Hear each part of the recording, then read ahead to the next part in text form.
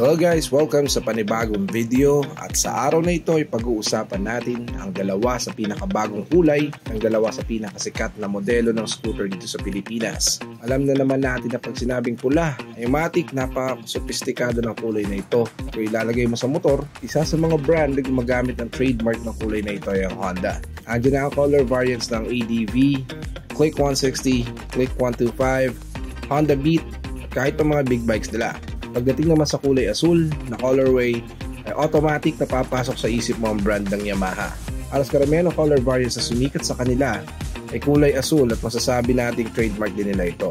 Andyan ang Aerox, Mio Sporty, pati ang mga racing series nila at mga big bikes asul din. Itong nakaraang buwan nga ay nilabas na ng Honda at Yamaha ang pinakabagong kulay ng flagship scooter nila. Talking about the Honda PCX Matte Red at ang pambato ng Yamaha ang NMAX 155 Metallic Blue. Pag-usapan natin ang specs and features ng dalawang unit at check natin kung anong pinagbago at syempre ang latest pricing nito. Sit back and relax. Welcome to Burns Moto.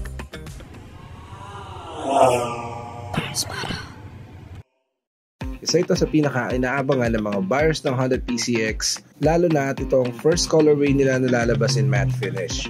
Napakalakas ang dating ng kulay nito at medyo masungit na nangaaki. Yan ang gustong iparating ng bagong kulay ng PCX na inilabas last month sa merkado at talaga namang certified head turner sa kalsada.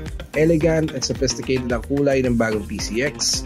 Gold ang emblem nito at may kasama ng 160 sa pangalan at bago ang kulay ng mags from black to bronze. Same pa din ang makina, 157cc, single cylinder, 4 valves, 4-stroke, single overhead cam liquid-cooled engine. Powered pa din ng ESP Plus for better performance at naka-PGM FI pa din kaya siguradong matipid sa gas consumption na may average na 45.1 km per liter.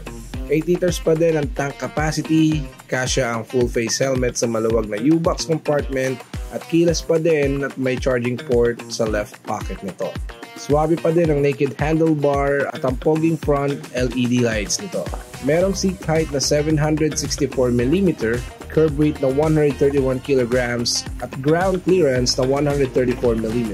Ganun pa rin ang sukat ng gulong na nasa 110 by 70 by 14 sa harap at 130 by 70 by 13 sa likod. Na-confirm po natin na kanyang ABS brake ay sa harap lang katulad ng dating version at mayroon tong disc brake sa harap at likod na gulong. Assisted pa din ang combi brake system for safety at HSTC or traction control for wet roads condition. Ang updated price ito ngayon ay nasa 149,900 pesos for cash. At para sa installment ay depende sa kasa na around 35,000 ang down payment at 6,500 per month kung kukunin sa 3 years installment. Ngayon punta naman tayo sa pinakabagong colorway na nilabas ng Yamaha para sa kanyang pambato sa 150cc category, ang scooter na NMAX 155. Guwapo at elegante ang kulay nito kaya malakas din ang dating sa unang tingin pa lang. Iconic ang design ng NMAX over the years kaya simple at matikas ang tindig dito sa daan, lalo na sa bagong kulay nitong metallic blue.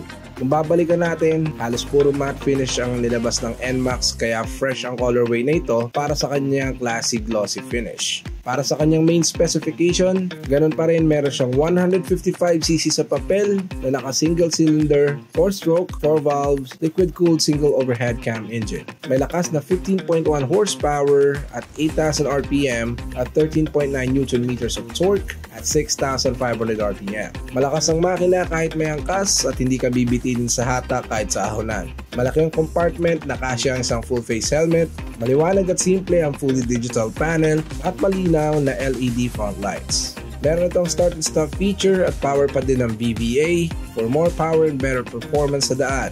Fuel injected at may 7.1 maximum gas tank capacity kaya palaban din sa long ride. Portable ang seating position na may taas na 765mm para sa kanyang seat height, may bigat na 131 kg at mababang ground clearance na 125mm. Meron pa din itong side stand kill switch, anti-theft alarm, smart key na din ang susian at may Bluetooth function, powered pa din ng Y-Connect sa mga unique feature ni Yamaha. Naka-dual ABS for safety at equipped pa din ang traction control system na mainam for cornering. May sukat ng gulong na 110 by 70 sa harap at 130 by 70 sa likod na parehong naka 13-inch mags. Meron itong updated price na 152,900 pesos for cash basis. Kung installment naman ay may down payment na around 16,000 at monthly na around 7,000 para sa 3 years contract. But again, depende pa rin to sa kasang pagkukuhaan mo. Ngayon, anong pipiliin mo? Parehong pang long drive at comfortable sa biyahe ang dalawang motor na ito. Mas malakas ba ang dating ng pulang PCX sa iyo o mas gusto ng taste mo ang asul na glossy finish ng NMAX? Kung nagustuhan mo ang video na to, please don't forget to like, share, subscribe to our channel. Comment down below kung anong napili mo sa dalawa. And again, this is Bernie ng Burns Moto. See you on the next video. Ride safe, everyone.